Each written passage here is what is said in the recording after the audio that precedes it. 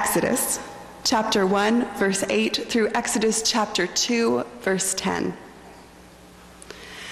Now a new king arose over Egypt, who did not know Joseph. He said to his people, "Look, the Israelite people are more numerous and more powerful than we. Come, let us deal shrewdly with them, or they will increase, and in the event of war, join our enemies and fight against us and escape from the land." Therefore they set taskmasters over them to oppress them with forced labor. They built cities, Pithom and Ramses, for Pharaoh. But the more they were oppressed, the more they multiplied and spread, so that the Egyptians came to dread the Israelites. The Egyptians became ruthless in imposing tasks on the Israelites and made their lives bitter with hard service in mortar and brick and in every kind of field labor. They were ruthless in all the tasks that they imposed on them.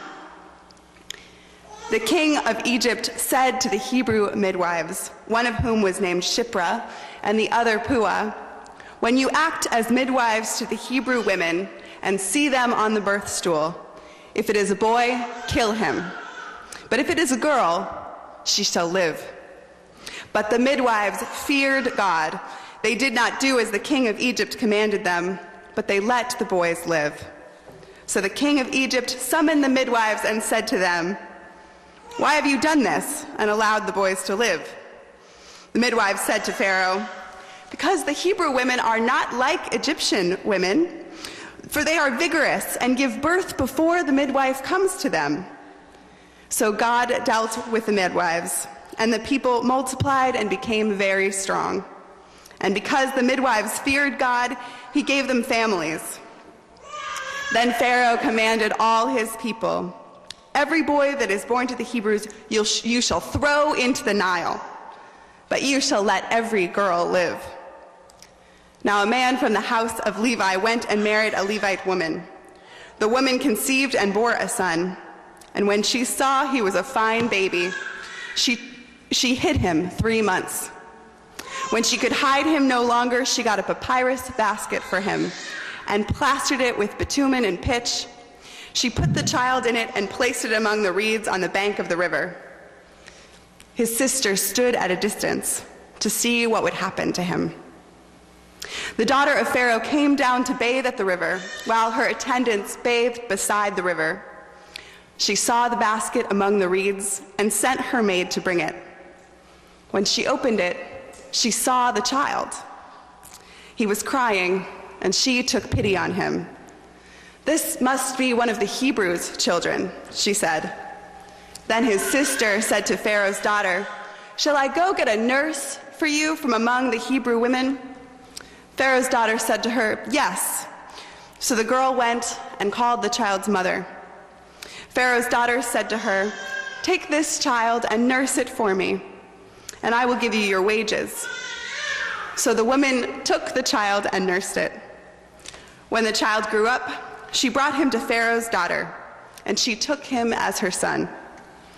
She named him Moses because, she said, "I drew him out of the water." Praise be to God. And now, although you've just heard me speak for quite a long time, let us join together in prayer.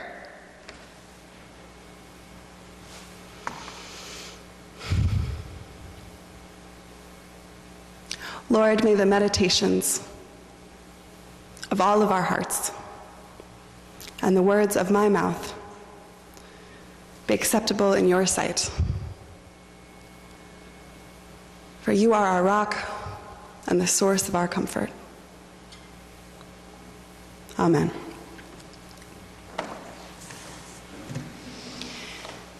In ancient Egypt, birth was associated with divine power.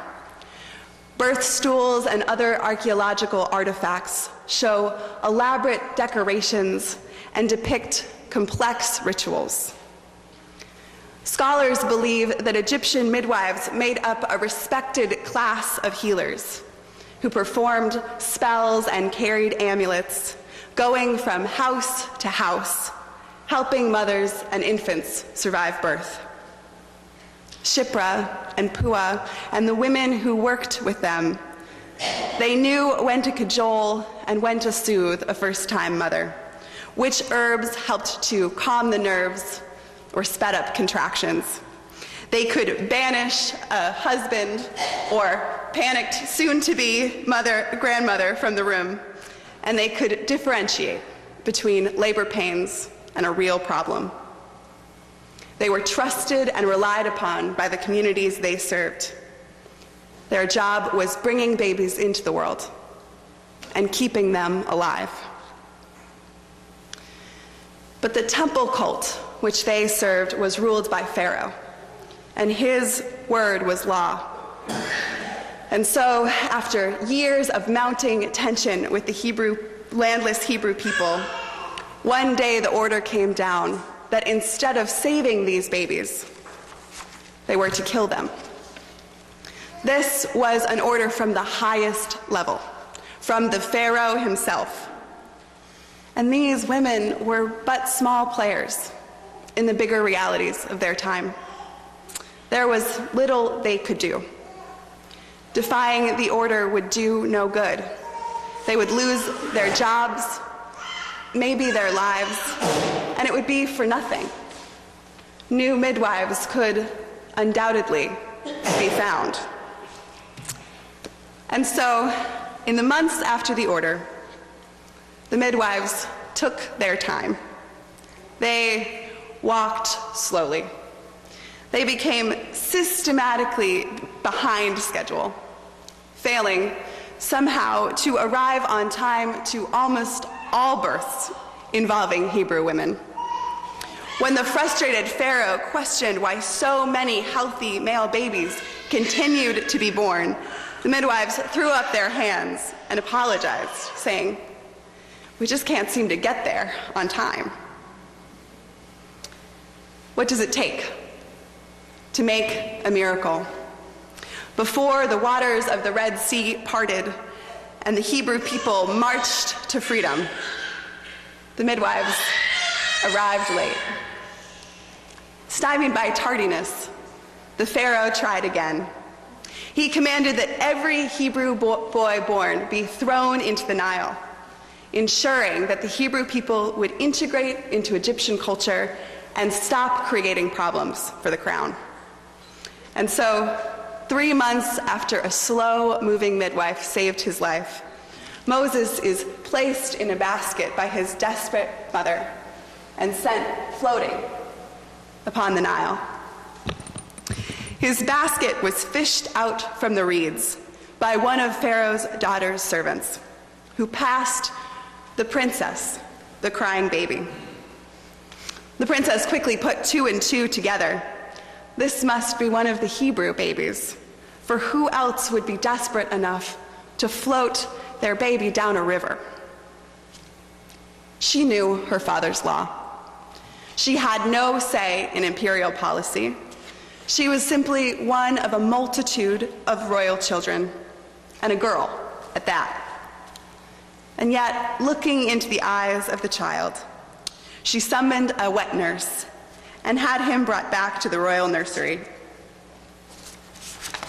In a culture where Pharaoh often had over 50 children and hundreds of grandchildren, and where the sheer number of offspring was a point of imperial pride, this was probably not particularly difficult to do. The princess practiced amnesia about where exactly this particular baby had come from. And if asked about its parentage, she threw up her hands and exclaimed, "I just can't seem to keep track of them all." What does it take to make a miracle? Before Moses summoned the hail and Miriam danced on the other side of the Red Sea, a princess reached into a basket and took a baby home. On a December day in 1955, a bus driver in Montgomery, Alabama, demanded that black passengers give up their seats in an overcrowded bus Federal courts had recently ruled that this constituted discrimination on interstate buses. And on this particular day, an NAACP organizer decided to test the state policy. We know her as Rosa Parks. She refused to move and was arrested and fined. The Alabama courts ruled that state bus drivers had a right to assign seating, marking the gains made in the federal courts as ineffective for most black bus riders. The law had spoken, and while black Alabamans struggled under segregation, they were but small players in the bigger realities of their time. There was little they could do. Defying the order would do no good.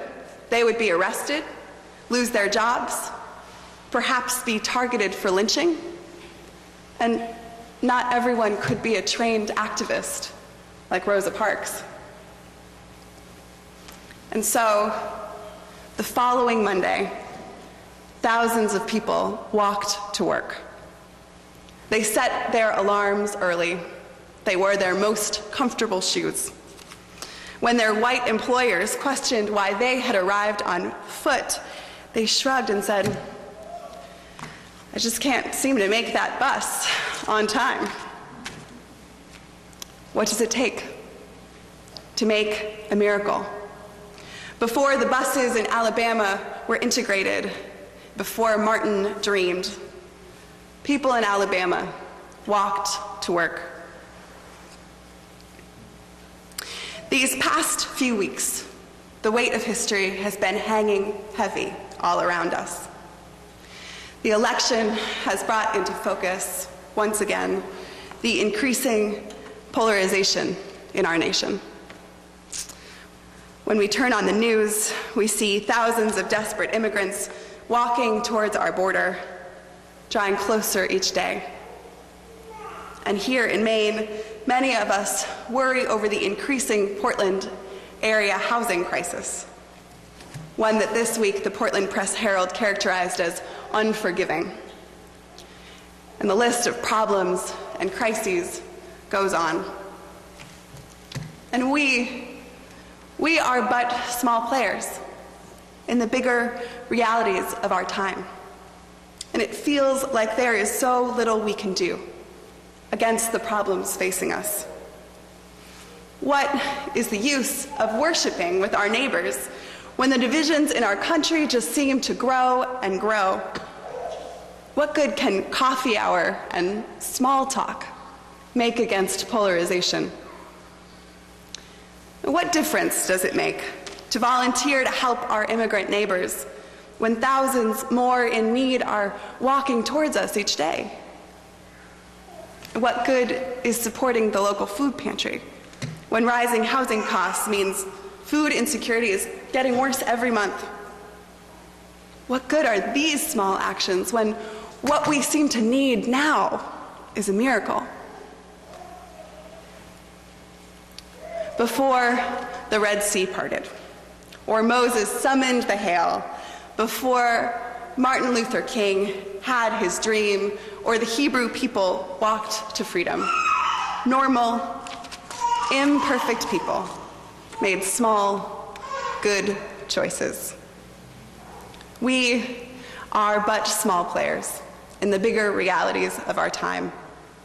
And perhaps the actions we take sometimes seem insignificant, too small to matter. And yet, it is such small actions by normal people that pave the way for the in-breaking of goodness, the in-breaking of God in our world. In times such as these, may we remember that God works miracles through even the smallest of actions, the most imperfect of people, perhaps even through you. Praise be to God, and amen.